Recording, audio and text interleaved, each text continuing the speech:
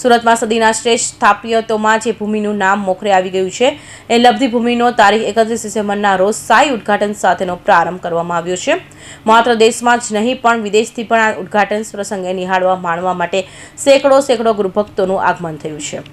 આ ભવ્યતમ લબ્ધિ ભૂમિના સદુપદેશક સહગુરુ આત્મ મનીષી જૈનાચાર્ય શ્રી અજીત યશ સુરેશ્વરજી મહારાજે ઉદ્ઘાટન પર પધારેલા શ્રીમતીઓને સંબોધતા કહ્યું કે શાસનથી આરાધનાની પ્રાપ્ત થયેલી સંપત્તિ જ્યારે સન્માનિતનું સંગ કરે છે ત્યારે લબ્ધિ ભૂમિ જેવી સકૃતિ કરે આવે છે। સકૃત માર્ગદર્શન જૈનાચાર્ય શંકરા યશ સુરેશ્વરજી મહારાજના હૃદય રોગગારથી પણ ભાવુકો ભક્તો ભીંજાઈ ગયા હતા।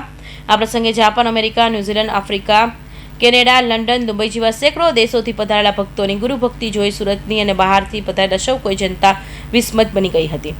જી, હું તુષાર મહેતા અને જે પરેશભાઈ શેઠ જેઓ સુરતના જૈન શ્રેષ્ઠીઓમાં આગેવાન હરોળના કાર્યકર્તા અને એક સમાજને જોડતી કડીના જે મુખ્ય કાર્યકર છે પરેશભાઈ, આજે સુરતની શાન અને વિશ્વમાં આલિશાન એવું જે કહેવાય છે એવું લબ્ધિ ભૂમિ આરાધના ભવન, જેમાં હજારો જૈનો સાથે બેસીને પોતાની આરાધના સાધના કરી શકશે, પોતાના આત્માનું કલ્યાણ કરી શકશે એવા આરાધના ભવનનું આજે પૂજ્ય આચાર્ય ભગવાન શ્રી અજીત્ય સુરેશ્વરજી મહારાજા તથા પૂજ્ય આચાર્ય ભગવાન શ્રી જો ભાઈ મહારાજના હુલાળા નામથી ઓળખાય છે એવા પૂજ્ય સંસ્કારયાસીજી માસ્ટરના માર્ગદર્શનથી અને પ્રેરણાથી અદભુત આશરે 4000 ભૂમિમાં નિર્માણ પામેલ એવું લબ્ધિ ભૂમિનું આજે વિધિવત રીતે આરાધના માટે ખુલ્લું મૂકવામાં આવ્યું, ઉદઘાટન કરવામાં આવ્યું। જે લબ્ધિ ભૂમિ આપને કહું કે જેમાં વિશાળ ઉનો ભૂલતો આખા સુરતમાં ઘણા બધા સારા ઉપાશ્રય આરાધના ભવન બન્યા છે, પણ સૌથી મોટી જગ્યા ધરાવતો ઉપાશ્રય સાથે સાથે જ્યારે પ્રસંગો હોય છે અને મહેમાનોને આવાસ વ્યવસ્થા કરવાની હોય તો 60 જેટલી રૂમો, પ્રસંગ હોય, કોઈને પોતાનો નાનો મોટો એના માટે સરસ બેન્ક્વેટ હોલ અને અદભુત કહી શકાય જે સુરતના નજરાણું કહેવાય એવી સુરતમાં નહીં પણ ભારતભરમાં નહીં હોય એવી 3000 કિલો ચંદન એમાંથી બનાવેલી કોતરણી વાળી અદભુત પાઠ જેના પર બેસી અને સુધર્મા સ્વામીના જે પ્રવચનો જૈનોમાં કહેવાય છે કે સુધર્મા સ્વામી પાઠથી પ્રવચન આપે એ જીતવાની સવાલ ગુરુ ભગવંતો કરશે એવી 3000 કિલો ચંદનની બનેલી પાઠ સાથે સાથે એક આર્ટ ગેલેરી મ્યુઝિયમ બન્યું છે જેમાં જૈન શાસનના જે નવી પેઢી જે વસ્તુ ઉજાગર નથી અજાણ છે એ વસ્તુ ઉજાગર કરતું સરસ એવું આર્ટ મ્યુઝિયમ બનાવવાનું છે।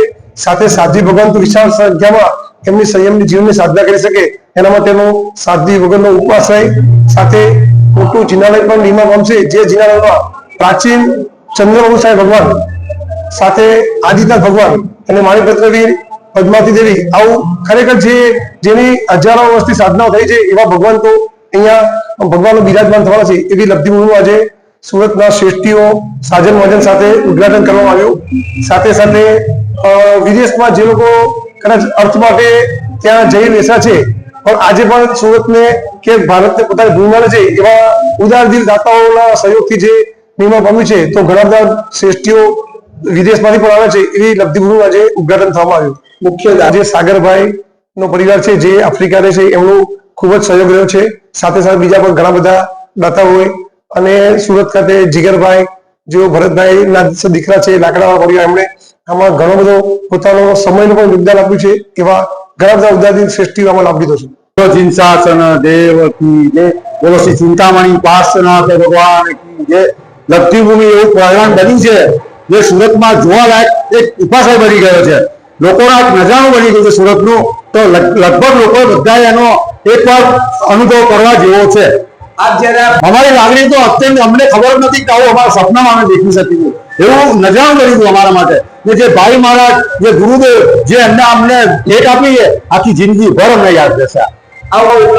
બધી સુવિધાઓ છે, રૂમો છે, બેન્ક્વેટ છે, નીચે 500 માણસ ઉપર ભોજનશાળા છે, 48 રૂમો છે, બધું જ છે, બધાને અહીંયા રહી શકશે, એમનો પ્રોગ્રામ બનાવી શકશે, બધી જ રીતે સુવ્યવસ્થા કરેલી છે। દેશોમાં જ આપણે આ ઉપાશ્રય બનાવવાની યોજના શા માટે કરી?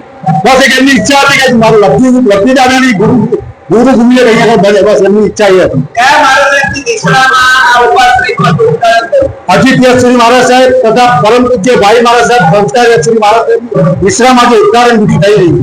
લગભગ આજે કેટલા માણસો અહીંયા ઉપસ્થિત છે? આજે લગભગ 20-25 હજાર ઉપસ્થિત છે અને 8-10 હજાર માણસ જમવા આવ્યું છે. આપણે 3 દિવસ દરમિયાન જે કાર્યક્રમો થવાના છે એની રૂપરેખા જણાવો. આનું આજે 31 ડિસેમ્બરે પહેલું ઉદ્ઘાટનની વિધિ, ત્યારબાદ 1 જાન્યુઆરીએ બધા જ મહાનુભાવો કાશ્મીરથી, કાઠમંડુથી બધા પંડિતો છે, એના પછી સુરતના બધા મહાનુભાવો છે, એટલે 3 જગ્યામાં આ છે. કાર્યક્રમો શું છે? કાર્યક્રમ આ જ છે બસ કે બધા લોકો આવે, ઉદ્ઘાટન કરે, આખું લબ્ધિભૂમિ દેખે, એનો પરિચય આપે. સુરત શહેરના પાટણમાં બસ સુરતના લોકો એક જ મેસેજ માંગુ છું, આપ લબ્ધિભૂમિ એકવાર પધારો તો ભાવ તમને આપનું કલ્યાણ થઈ જશે. છે ચિંતન અભયભાઈ ઝવેરી. અમારો પરિવાર જાપાનથી છે. અમે અરાઉન્ડ 15 યર્સ પહેલા પપ્પા ભાઈ મહારાજ અમારા ગુરુ એમને મળ્યા હતા ઓળખાણથી. પછી એવું મિરેકલ બન્યું છે કે અમે 15 વર્ષથી એમને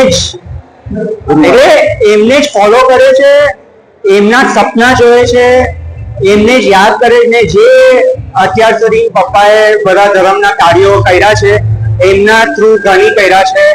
ચોમાસું પહેલા પાલિતાણામાં કરેલું હતું સાથે, પછી એકવાર અષાઢી પાલી સંઘમાં ભાગ લીધેલો. પછી મમ્મીએ ઉત્થાન કરેલા ભાઈ મહારાજ થ્રુ.